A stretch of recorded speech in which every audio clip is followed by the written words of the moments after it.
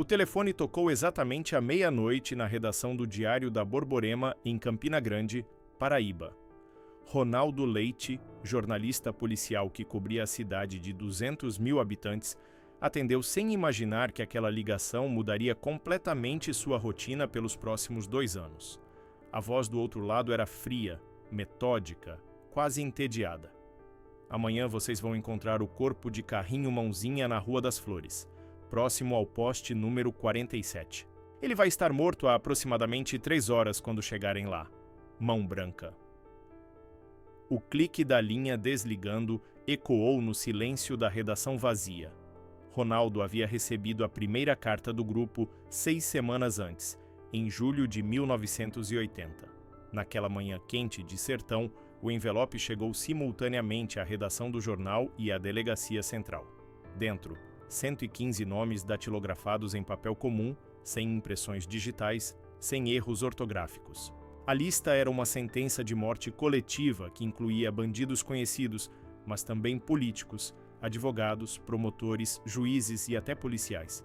Era tão absurda, tão abrangente, tão impossível que ninguém levou a sério. O delegado riu quando leu os primeiros nomes. "Isso é brincadeira de moleque", disse jogando a carta na gaveta. Na redação, os editores debateram se publicar ou não. Decidiram que não, que dar atenção àquilo seria irresponsável. Era uma piada de muito mau gosto, nada mais. 3 dias depois, Beto Fuscão, primeiro nome da lista, foi encontrado com o peito aberto por um tiro de espingarda calibre 12. Estava caído em uma viela do centro, os olhos ainda arregalados de surpresa, uma poça de sangue se espalhando pela calçada de pedra. Quando a notícia saiu no jornal naquela noite, um homem chamado Mocotó riu em um bar, cercado por seus companheiros de bebida.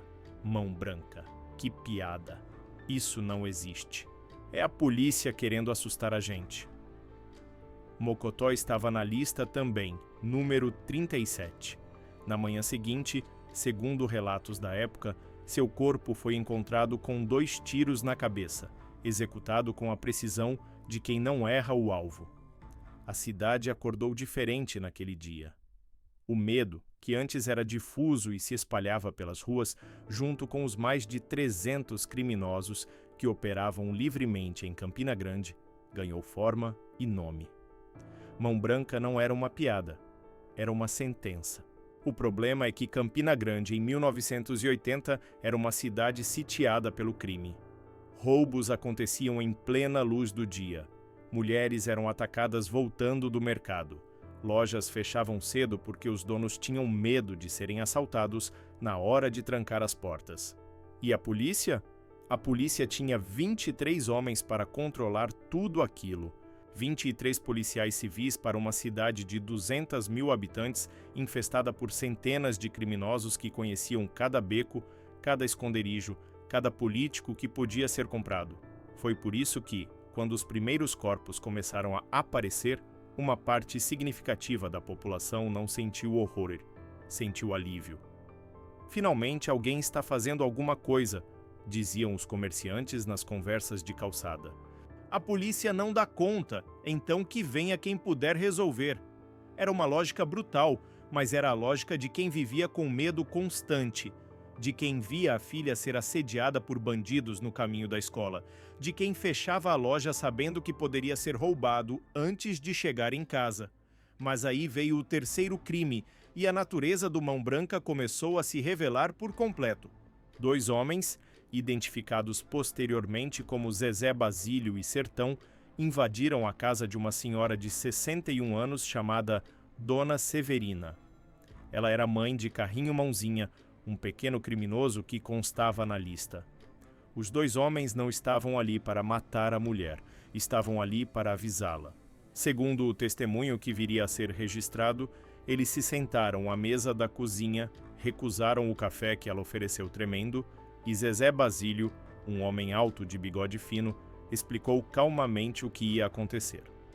Dona Severina, a senhora vai encontrar seu filho morto nas próximas horas. Quando encontrar, vai saber quem matou. E a senhora não vai dizer nada para ninguém. Se disser, a senhora morre também. Entendeu?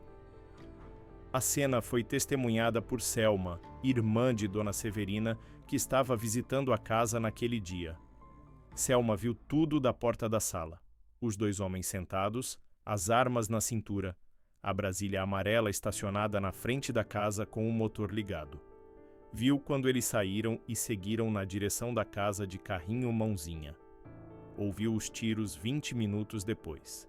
E quando os policiais a interrogaram no dia seguinte, Selma fez algo que poucos tiveram coragem de fazer naqueles dias. Falou, identificou os homens, descreveu o carro, deu detalhes. Foi a primeira rachadura na operação perfeita do Mão Branca. Os assassinatos continuaram com uma regularidade macabra. Bermuda, Negro Rei, Pernambuco, Barrão. Cada nome da lista sendo riscado metodicamente, um atrás do outro. As ligações para Ronaldo e outros jornalistas se tornaram rotina. Sempre à meia-noite. Sempre com o mesmo tom de voz. Sempre com informações precisas sobre onde o corpo seria encontrado. O mais perturbador era que as vítimas ainda estavam vivas quando as ligações eram feitas. Os homens do Mão Branca já tinham a pessoa, já sabiam onde iam deixar o corpo, já tinham planejado tudo. Só estavam avisando a imprensa antes de executar. Ronaldo e outros jornalistas começaram a passar as noites na redação, esperando as ligações. Ficavam ali, tomando café requentado, fumando cigarros uns atrás dos outros, o telefone no centro da mesa como se fosse uma bomba prestes a explodir. Quando tocava a meia-noite, o coração disparava. E então vinha a informação. Nome, local, horário aproximado. E pela manhã, quando iam verificar, o corpo estava exatamente onde disseram que estaria. A precisão era aterrorizante. Mas o Mão Branca começou a evoluir, ou talvez seja mais honesto dizer, começou a revelar sua verdadeira natureza. O grupo, que inicialmente parecia focado em limpar as ruas de criminosos, começou a expandir suas operações. Taxinhas apareceram em estabelecimentos comerciais, pequenos adesivos brancos com o símbolo de uma mão aberta. Era uma taxa de proteção. Os donos de bares, mercados, oficinas, todos tinham que pagar. Quem não pagava, recebia uma visita. Quem insistia em não pagar entrava na lista. O esquema era diabólico em sua simplicidade. O Mão Branca passou a controlar o crime da cidade. Traficantes tinham que entregar uma porcentagem do lucro. Ladrões tinham que dividir o produto dos roubos. Era como se tivesse surgido uma milícia antes mesmo de o Brasil conhecer esse termo. Uma organização que se posicionava como justiceira, mas operava como máfia. E quem escrevia as cartas, quem definia as regras, era sempre a mesma pessoa. As análises grafológicas confirmaram um único autor para todos os comunicados. Alguém com educação formal que escolhia as palavras cuidadosamente, que se declarava defensor dos órfãos, defensor das viúvas e inocentes que foram vítimas de criminosos. As mortes ficaram mais brutais. Não bastava mais simplesmente executar. Agora havia um código, uma linguagem corporal nos cadáveres. Segundo os relatos da época, se o morto era um ladrão, suas mãos eram decepadas. Se havia falado demais, sido um informante, ou pior, zombado do Mão Branca, sua língua era arrancada. Os corpos se tornaram mensagens públicas, avisos para quem pensasse em desafiar o grupo. Os registros policiais descrevem um homem encontrado com ambas as mãos cortadas e enfiadas em sua própria boca. Outro teve os olhos arrancados e substituídos por moedas. A crueldade não tinha mais qualquer pretensão de justiça. Era puro terror. A justiça oficial, claro, não podia aceitar aquilo. Um conselho foi formado para investigar, promotores foram designados. A pressão política aumentou. Mas então começaram a chegar as cartas. Cartas endereçadas pessoalmente aos investigadores, aos promotores, aos jornalistas que cobriam o caso com mais insistência. As mensagens eram claras. Você está investigando coisas que não deveria. Sua família está bem? Seria uma pena se algo acontecesse. Vários investigadores pediram transferência. Outros simplesmente desaceleraram as investigações, alegando falta de provas, falta de testemunhas, falta de recursos. E era verdade que não havia testemunhas, ou melhor, não havia testemunhas vivas dispostas a falar, porque o método do Mão Branca, conforme foi sendo revelado pelas investigações posteriores, era perverso na sua eficiência. Tudo acontecia dentro da própria polícia. Membros do grupo trabalhavam em plantões na delegacia central. Quando um criminoso da lista era preso, em vez de ser processado normalmente, era desviado. Os registros mostravam que ele havia sido solto por falta de provas ou por intervenção de algum advogado. Mas o criminoso nunca chegava a sair da delegacia pelas portas da frente. Era levado para um carro nos fundos, transportado para um local isolado, torturado para extrair informações sobre outros crimes e criminosos e então executado. Durante esse processo, alguém ligava para os jornalistas avisando onde o corpo seria deixado. Quando a imprensa chegava, o corpo já estava lá, frio, rígido, com as mutilações específicas que mandavam o recado que o grupo queria enviar. A operação funcionou perfeitamente até que as investigações externas, pressionadas pela repercussão nacional e internacional do caso, começaram a estreitar o cerco. O New York Times publicou uma matéria sobre a cidade brasileira onde um grupo de justiceiros operava com total impunidade. A pressão internacional obrigou o governo estadual a agir. Policiais de fora foram trazidos, escutas telefônicas foram autorizadas, testemunhas foram colocadas em proteção. E, finalmente, os nomes emergiram: José Basílio Ferreira, o Zezé Basílio, Cícero Tomé, o Sertão, Antônio Gonçalves da Costa, o Temporal, José Carlos de Queiroz, o Zé Cacau, Francisco Alves da Silva, o Chico Alves. 5 policiais civis. 5 homens que juraram proteger e servir. 5 homens que decidiram que eram juiz, júri e executor. Um colega próximo deles, outro policial que testemunhou sob proteção, contou a história de origem. Segundo seu relato, a primeira carta, aquela com 115 nomes, tinha sido uma piada. Uma brincadeira entre colegas depois de uma noite de bebida, revoltados com a criminalidade descontrolada e a impotência da polícia. Escreveram a lista, riram imaginando o caos que causaria e mandaram para a imprensa e para a própria delegacia. Era para ser uma pegadinha, uma forma de assustar os bandidos e talvez sacudir os políticos. Mas a carta chegou às mãos de Cícero Tomé, supervisor da Polícia Civil. E Cícero não achou graça. Cícero viu uma oportunidade. Leu aqueles 115 nomes e pensou: por que não? Por que não fazer isso de verdade? Ele recrutou os outros 4, homens que pensavam como ele, que estavam cansados de prender criminosos que eram soltos no dia seguinte, que viam as mesmas faces nas ruas cometendo os mesmos crimes, que sentiam que o sistema tinha falhado completamente. Eles se convenceram de que eram necessários, que eram a única solução possível para uma cidade doente. E talvez tenham começado acreditando nisso de verdade. Talvez Beto Fuscão e Mocotó e os primeiros da lista realmente fossem criminosos que mereciam punição, mas poder absoluto corrompe absolutamente. Logo, o grupo estava cobrando propinas, executando desafetos pessoais, mutilando corpos não por justiça, mas por prazer e controle. O que começou como vigilantismo terminou como organização criminosa com distintivo de polícia. Os julgamentos foram um espetáculo de contradições.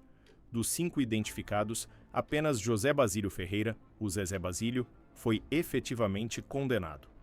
76 anos de prisão. Ele foi considerado o mais cruel, o responsável pelas mutilações, o executor principal. Testemunhas descreveram um homem frio, metódico, que cortava dedos e línguas com a mesma tranquilidade de quem corta carne no açougue. Zezé Basílio cumpriu décadas de prisão antes de morrer de ataque cardíaco em sua cela, levando para o túmulo os detalhes de dezenas de execuções. Os outros 4 tiveram destinos variados. 3 foram absolvidos por falta de provas suficientes. Fugiram de Campina Grande, mudaram de nome, desapareceram nas profundezas do Brasil. O 5º, Chico Alves, está vivo até hoje, morando em João Pessoa. Quando jornalistas o procuram, ele repete sempre a mesma frase: "Eu sou inocente, nunca participei de nada disso." Seus olhos, dizem os que o entrevistaram, não convencem ninguém, mas há uma versão alternativa da história, apresentada em 1997 por Humberto da Silva, filho de Cícero Tomé. Humberto, já adulto e policial também, deu uma entrevista onde alegou que seu pai foi vítima de perseguição política. Cícero era afiliado ao PMDB, partido de oposição ao governo estadual na época. Segundo Humberto, a história do Mão Branca foi fabricada, exagerada, usada como ferramenta para destruir a reputação de policiais ligados à oposição. Claro que havia crimes, claro que havia execuções, mas a dimensão, o envolvimento específico de seu pai, tudo isso teria sido manipulado politicamente. É uma versão que alguns acreditam, que outros consideram tentativa desesperada de limpar um nome irremediavelmente manchado. A verdade provavelmente está em algum lugar entre as narrativas. O que não está em disputa são os corpos. 59 mortes atribuídas ao Mão Branca. 8 casos oficialmente reconhecidos e julgados. Dezenas de famílias destruídas. Uma cidade traumatizada. Hoje, Campina Grande raramente fala sobre aqueles anos. Os mais velhos se lembram, claro. Lembram das noites esperando o telefone tocar, das manhãs procurando corpos, do medo que percorria as ruas como neblina. Os mais jovens conhecem a história vagamente como uma lenda urbana macabra. O nome Mão Branca entrou para o vocabulário nacional, referenciado em músicas de rap, em conversas de esquina, sempre com aquele tom de respeito temeroso reservado para coisas que não deveriam existir, mas existiram. Ronaldo Leite, o jornalista que recebeu dezenas daquelas ligações à meia-noite, hoje está aposentado. Não gosta de falar sobre a época. Quando pressionado, resume tudo em uma frase que carrega o peso de um trauma coletivo. Campina Grande tinha mais de 300 marginais nas ruas. A polícia tinha 23 homens. O Mão Branca surgiu porque a sociedade tinha chegado em um ponto onde qualquer solução, por mais brutal que fosse, parecia melhor do que nenhuma solução. Nós criamos nossos próprios monstros quando deixamos o caos vencer a ordem. E quando os monstros finalmente aparecem, descobrimos que são piores do que tudo que vieram combater. A luva branca que deu nome ao grupo, aquela primeira pista encontrada em uma das cenas de crime, nunca foi conectada conclusivamente a nenhum dos acusados. Está guardada em algum arquivo empoeirado de delegacia, uma evidência de algo que todo mundo sabe que aconteceu, mas que oficialmente permanece parcialmente sem solução. Porque dos 59 nomes que os jornalistas anotaram durante aquelas ligações noturnas, apenas 8 resultaram em julgamentos. Os outros 51 corpos têm famílias que nunca viram justiça, assassinos que nunca foram identificados, perguntas que nunca foram respondidas. E talvez seja melhor assim. Talvez seja melhor deixar aquela história meio enterrada, meio esquecida, um pesadelo coletivo que a cidade prefere não revisitar completamente. Porque revisitar significa fazer perguntas difíceis. Significa perguntar quantos dos 200 mil habitantes de Campina Grande sabiam o que estava acontecendo e escolheram não ver. Quantos aplaudiram silenciosamente quando os primeiros corpos apareceram. Quantos só começaram a se opor quando o Mão Branca veio cobrar deles também. A história do Mão Branca não é apenas a história de 5 policiais que decidiram ser justiceiros. É a história de uma sociedade que falhou tão completamente em estabelecer ordem que acabou aceitando o caos como solução. É a história de como o desespero coletivo pode transformar monstros em heróis e heróis em monstros. É a história de como uma piada se tornou profecia, como uma carta escrita em uma noite de bebida se transformou em sentença de morte para dezenas de pessoas. E em algum lugar de João Pessoa, Chico Alves acorda todas as manhãs, olha por cima do ombro ao sair de casa e repete para si mesmo que é inocente. Talvez seja, talvez não. Talvez isso nem importe mais, porque a verdade sobre o Mão Branca morreu com Zezé Basílio naquela cela de prisão apodreceu junto com os corpos mutilados nos cemitérios de Campina Grande, evaporou nas ligações à meia-noite que pararam de chegar assim que os julgamentos terminaram. O que resta é a memória e o aviso de que quando a justiça falha completamente, algo sempre surge para preencher o vácuo, e esse algo raramente é melhor do que o caos que veio substituir.